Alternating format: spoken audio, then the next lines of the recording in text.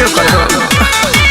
ए बड़ा बैठा तो सुना सोगा हो काहे खींचेलो हमर लुगा हो हम पहले बादू तू सिंगार हम टप बतला घंटी दिलावा के मोरा टना टन करता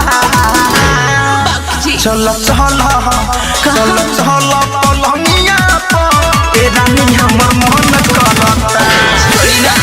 हो चल चल पलंगिया पर ए रानी बारा मन करता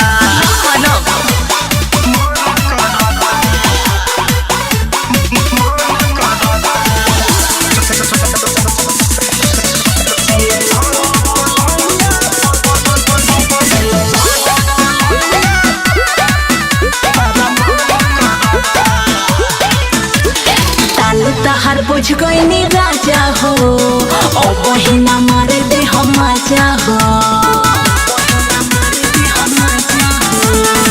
बनल बाबू तू तो बहुते कटिली मानी ना मन चले मजा ना मिली तहार बुझ गईनी राजा हो ओ बहिना मारे दे हम मजा हो बनल बाबू तू तो बहुते कटिली मानी ना मन चले मजा ना मिली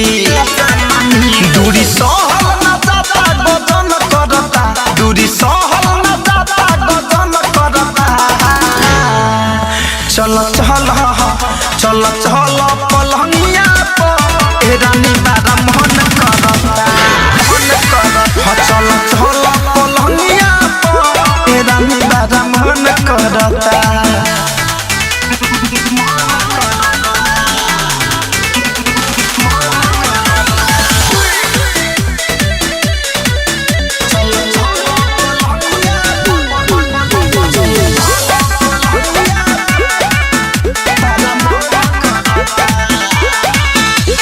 परदेसी रह मन मारी के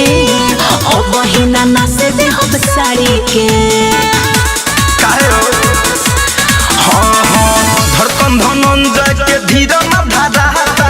सामने भोजन देखी भूखे नया रहता परदेसी रह मन मारी के अब ना हो ओ बहिना नासे दे हम साड़ी के धड़कन धनंजय के धीर न धराता सामने भोजन देखी भूखे नया रहता